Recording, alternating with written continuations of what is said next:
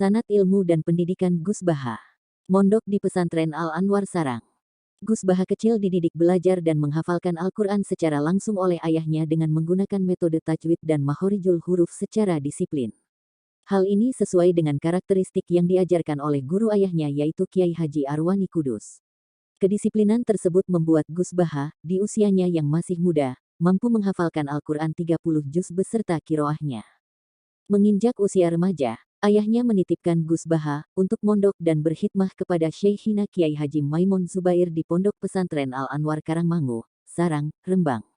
Pondok Al-Anwar tepat berada sekitar 10 km arah timur dari rumahnya.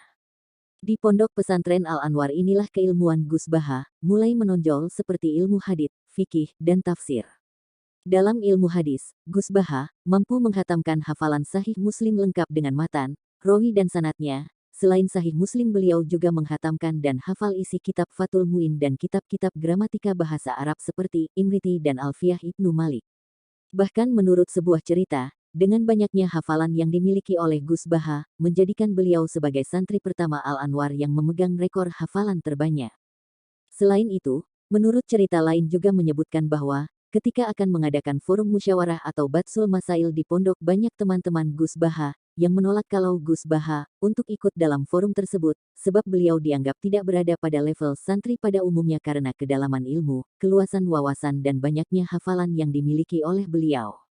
Maka, atas dasar kedalaman keilmuan yang dimiliki Gus Baha, hal ini yang kemudian membuat Gus Baha diberi kepercayaan untuk menjadi Rois Fathul Muin dan Ketua Ma'arif di jajaran kepengurusan pesantren Al-Anwar.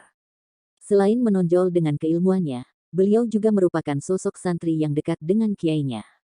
Dalam berbagai kesempatan, beliau sering mendampingi guru beliau Syekhina Kiai Haji Maimun Zubair untuk berbagai keperluan, mulai dari sekedar berbincang santai, hingga urusan mencari takbir dan menerima tamu-tamu ulama-ulama besar yang berkunjung ke Al-Anwar. Hingga beliau dijuluki sebagai santri kesayangan Syekhina Kiai Haji Maimun Zubair.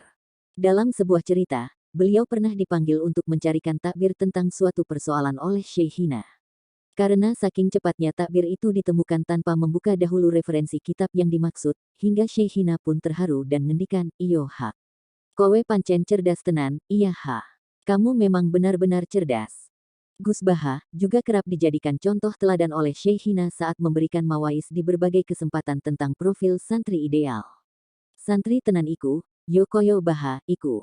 Santri yang sebenarnya itu ya seperti Baha, itu, begitu kurang lebih ngendikan Syekhina. Selain mengeyam pendidikan di Pondok Pesantren Al-Anwar Rembang, pernah suatu ketika ayahnya menawarkan kepada Gus Baha untuk mondok di Rusoifah atau Yaman. Namun Gus Baha menolaknya dan lebih memilih untuk tetap di Indonesia, berkhidmat kepada alma maternya Madrasah Ghazaliyah Syafiyah Ponpes Al-Anwar dan pesantrennya sendiri LP3IA. Setelah ayahnya wafat pada tahun 2005, Gus Baha melanjutkan tongkat estafet kepengasuhan di pondoknya, Pondok Pesantren LP3IA Narukan sampai saat ini pun.